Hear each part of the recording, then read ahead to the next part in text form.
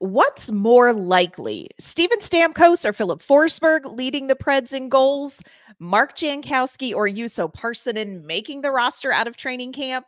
Hot start or growing pains in October? We'll tell you what's more likely on today's Locked On Predators podcast.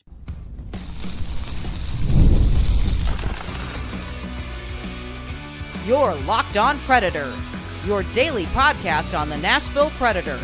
Part of the Locked On Podcast Network, your team every day. Welcome to the Locked On Predators podcast, and thank you for making us your first listen of the day. We are your free daily Nashville Predators podcast, part of the Locked On Podcast Network, your team every day. Want to kick off this episode with a shout out to our Locked On Pred heads. Those are our everydayers who tune in to talk Nashville Predators hockey with us. We appreciate your support, and we love that we get to spend a little bit of your day with you. I'm Ann Kimmel. I am a writer with Penalty Box Radio, and my friends, I have a partner in crime. You do. I'm Emma Lingen, and I'm the Predators site editor and reporter for the Hockey News.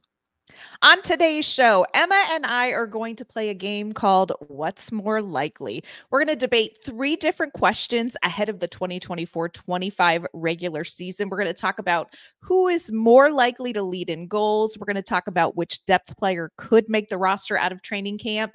And we're going to talk about how we think the Predators are going to start the season. But before we dive into all of those topics, want to let you know today's episode is brought to you by Gametime. Download the Gametime app, create an account, and use code LOCKEDONNHL for $20 off your first purchase. Terms apply. All right, Emma, before we dive into our What's More Likely, do want to touch on a video that came out yesterday of our good friend, Ryan O'Reilly, golfing. They all seem to golfing in Ontario. We're watching you, Ryan O'Reilly. Are you squatting in our house? Because don't mess that up. Emma and I are coming for that house in Ontario. But he made some comments about the July 1st signings, and just want to touch on what he said. Number one, my favorite is he said it felt like Christmas, which I'm like, yes, it did, my friend. It sure did. And my favorite part of the whole conversation, Ryan O'Reilly tells us who squealed ahead of the official word. Who's the squealer on the Nashville Predators, Emma? Who gets the deets and leaks them ahead of time? Our very favorite defenseman, Luke Schenn, is the squealer. Not entirely surprising considering his relationship with Steven Stamkos, and he was probably one of the first to find out. But he did, I mean, for that one specifically, it makes sense. But O'Reilly did go on to say that's like, yeah, he just seems to know things before they happen. Like he just always knows. And he's got all the gossip. He's got all the good gossip. Yeah. So Luke Schenn is the 8th grade girl on the Nashville Predators who hears all the things and disperses the information as he sees fit. But yeah, Luke Schenn let Ryan O'Reilly know ahead of time. Obviously, O'Reilly very excited about the additions. Feels like, again, you know, Nashville's got to get some things together, but could be a serious cup contender. So it was great to see him kind of relaxing with some time off. Again, don't jack with the house, Ryan O'Reilly. That is ours. You're coming for it. But yeah, it was great to hear just a little bit from him. And that video was via Sportsnet as well. We are going to talk today about the 2024-25 season, and Emma and I are going to talk about what's more likely with 3 very specific questions we have ahead of the season. So we're going to start it off, Emma, with this fun little question. What's more likely? Steven Stamkos finishes the season leading the Predators in goals, or Philip Forsberg finishes the season leading Nashville in goals? See, I overthink these. I know I'm going to overthink it because I really hate being wrong. And I know there's no way to predict the future, but I just don't like to be wrong. We can ditch this episode if you're wrong later in the season and be like, yeah, it never happened. Absolutely never happened. I'm going to go Stamkos because I would say, now I would go so far as to say scoring leader, like total points, Okay. Forsberg. But I Okay. think Yeah. Stamkos is going to have more goals because, part of me wants to think like, oh, he's coming to a new team. He's not going to be as successful as he has like in recent years, but he's just produced at that level more consistently. He's been around that 40 goal mark consistently each of the last 3 seasons. And then the previous season that he wasn't was because he was injured and he didn't play for a lot of the season. So I think just if we have to go based on consistency, we know I like my consistency. I'm going to say Stamkos. But I could see Forsberg having more total points.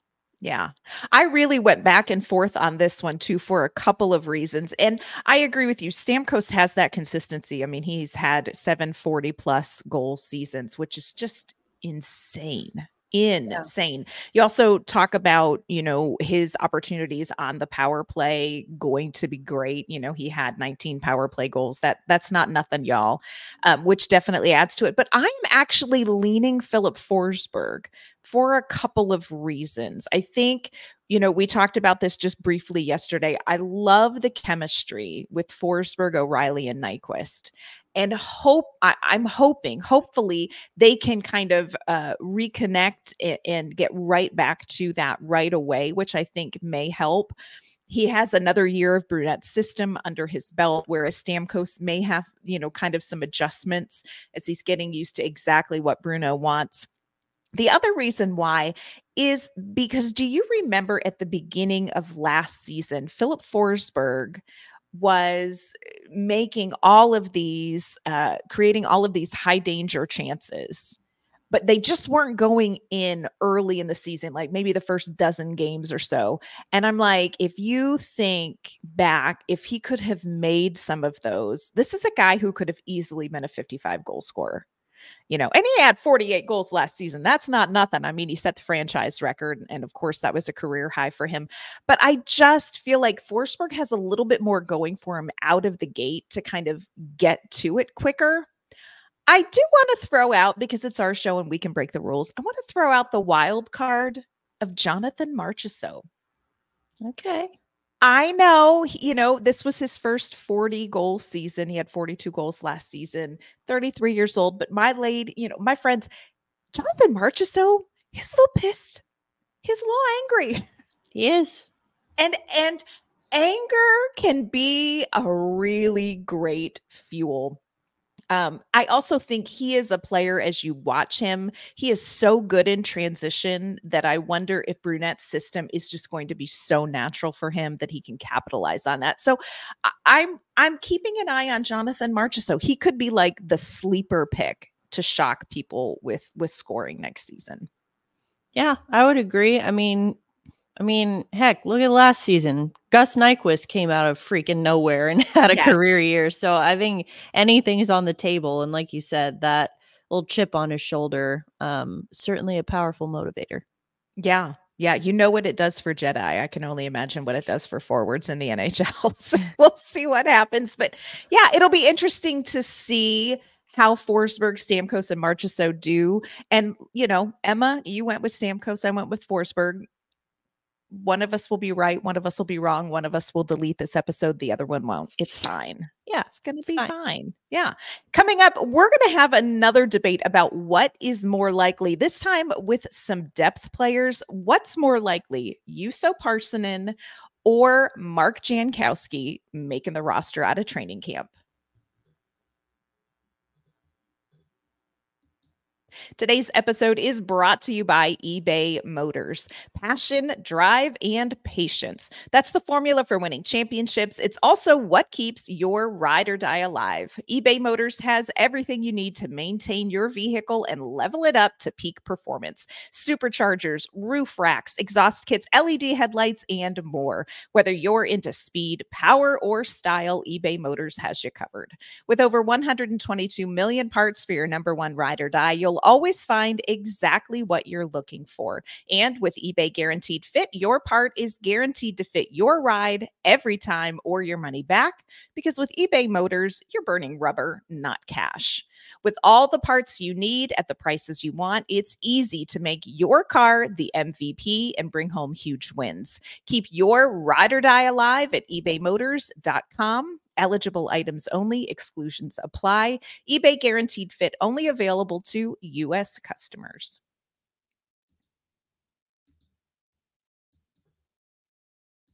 Okay, Emma, here is a debate that probably not a lot of people outside of Nashville is even on their radar. Yes, I think lots of people are looking at Forsberg and Stamkos and Marchessault and what are they going to do next season. But for those of us who have followed the Nashville Predators, who are seeing what's going on, let's talk about a couple of depth players who have had ups and downs. So what is more likely in your mind, Mark Jankowski or Juuso Parssinen making the roster out of training camp?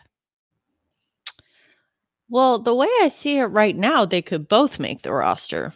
Very true. So Very true. Talk me through that. So, I mean, as it stands right now, again, this would be if the Predators trade someone. Mm-hmm. I'm not going to say who because that would, I don't want to do that to you, Anne. We don't need that right now. There are actually a couple of people that they could trade. Just from pure personnel standpoint, there are a couple of people who could no longer be on the roster by then. But I think even if he's not one of the starting forwards, there would still be space for Jankowski to be on the roster or Parssinen to be on the roster as an extra forward. Kind of, that could maybe cycle in and out or just be the extra forward. I think Mark Jankowski is I mean, he probably doesn't want this. He would rather be in the lineup every night, but I think he's a fantastic next guy up. Because he's a journeyman. He's got a ton of NHL experience. He's not one of those guys like with the younger players, especially you need a lot of times they need to get into a rhythm and they need to be playing all the time. And if you take them out, you bench them, whatever, it really messes with their mojo. And, it just comes with maturity and with experience. But like Jankowski is at that point in his career where you can take him out, plug him in, put him anywhere in the lineup, and he can get it done. So, like, I think that he's a fantastic extra guy to have. He's also on his new contract that he just signed. Yes, very true. It's a one-way contract. So, theoretically, I mean, it's a lot harder to send him down now, where he's, obviously he's going to have to clear waivers. And I mean, he was in that position last year as well, but I mean, he's a guy that someone could certainly see value in and grab him. So, so there's that, but I mean, you could have him still in that third line role that he was in last season, but then also add in Parssinen on the fourth line to take Kiefer Sherwood's spot. That way they could both be on the roster. So I think it's kind of a cop-out answer, but it kind of depends on what role you want them to play on the team. And so I think like who's going to be an everyday starter? I honestly don't know. I think training camp with the thing with Jankowski, and the reason I lean more toward Jankowski is, again, go back to consistency. We have a larger body of work from Jankowski to work with. We know, like, with him, you know what you're going to get. You're going to get what you're going to get. And, we know what we're getting from him. Parssinen, it's like we've seen the high of what we could get, but we've also seen the low, and we don't really know where he falls in that range, as far as if he's an everyday starter, what is he going to bring? And so I think training camp is going to be really important for him. I mean, it's important for everyone, but I think especially for him. because he is right on the cusp there of cracking the lineup and getting that spot, getting that final forward spot. But I think training camp is really going to determine his fate, I think. Yes. But I think, for me, if you only have room for one of them, I might have to give the edge to Jankowski. Yeah. And that's hard because I'm a huge Juuso Parssinen fan. And I him. really believe that once he can get it, like once he figures it out, that he will be incredibly impactful for this team. He was just one of those guys last year where, like on yesterday's show, we talked about Luke Schenn and how he was kind of trying to catch a moving train the whole season after coming back from injury and whatnot. Parssinen was pretty similar. And then, of course, we ended up seeing him going back down to Milwaukee. I don't know. My heart says Parssinen, but my head says Jankowski. Yeah, that's a great way to put it because I think you hit the nail on the head. Mark Jankowski, very reliable. You know exactly what you're going to get from him. I think he played a really important role last season centering Novak and Evangelista because he was a little bit, Andrew Brunette referred to him a little bit as a safety blanket for those two guys as they're getting used to what he is expecting of them in this system, offensively and defensively. And Mark Jankowski is a very responsible guy defensively. And so I think that was very important. But I agree with you. I think Juuso Parssinen has more dynamic offensive potential than Mark Jankowski. I also think physically he could be as impactful as Mark Jankowski could be as well.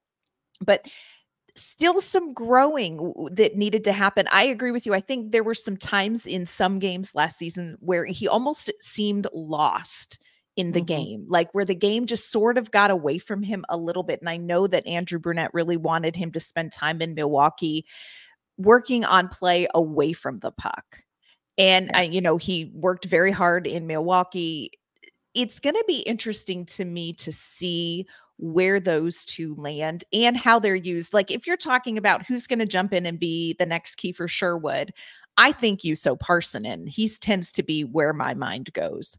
But I'm with you. If you want reliable, if you want to know exactly what you're going to get on the ice, and if you feel like you need a little bit more steady presence, Mark Jankowski fits that bill. And, everybody's going to be watching Stamkos and Marchessault and Forsberg and, Brady Shea at training camp. But don't overlook what these players like Jankowski, like Parssinen, like Tommy Novak are going to have to bring to make this team and to carve out a role for them. It's going to be really interesting to see how Andrew Brunette sorts through some of the depth pieces, because yes, your top six got exponentially better, but you still need scoring and pop from your bottom six as well. So it's going to be a priority, I think, too, in training camp to sort through these guys and find what's going to do it for the Predators in depth. Yeah, I think, Parssinen without question has the higher ceiling. Like we've seen Jankowski's ceiling. We know what it is. And so that's why I think training camp's going to be important, because that's going to tell us how close is he to that ceiling, because Nashville's in a very different situation than they were in this time a year ago. Right. Last year, it was like, well, bring him in. Let's see what they can do. And if it doesn't work out, oh, well, no harm, no foul. Like, we're not supposed to make playoffs anyway. And now it's like, oh, no, we're not just trying to make playoffs. We're trying to go win a Stanley Cup. And so now it's like, well, we don't really have the luxury of time to be patient with a Juuso Parssinen, for example, and just hope that he figures it out and then, send him back or whatever it is. So I think that changes a lot this year. Right. Expectations for the whole team, I think, are going to impact those depth decisions. And again, a lot for Andrew Brunette to sort out as well. It's going to be very interesting. A lot of good storylines going into training camp. I find it very stressful already. already a little stressed about the training camp. Coming up, we're going to talk about expectations for this team. Yes, we know the expectations for the entire season are high, but Emma and I are going to talk about what is more likely, a hot start for Nashville or some growing pains out of the gate.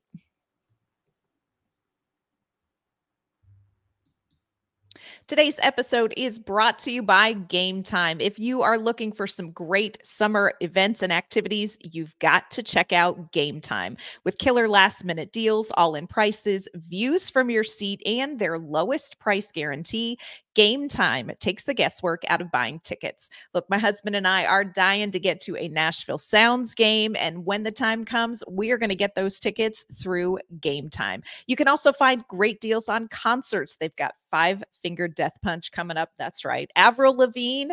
We've got Cirque du Soleil at TPAC, and comedian Matt Rife is coming to town as well. All of those events you can find on Gametime. The Gametime app is the fastest and easiest way to get tickets for whatever event you are interested in. They have great last-minute deals if you're a last-minute planner. They also have flash deals. My favorite part of Gametime, there are no surprise fees at checkout. So take the guesswork out of buying tickets with Gametime. Download the Gametime app, create an account, and use code LOCKEDONNHL for $20 off your first purchase. Terms apply. Again, create an account and redeem code LOCKEDONNHL for $20 off. Download Gametime today. Last minute tickets, lowest price guaranteed.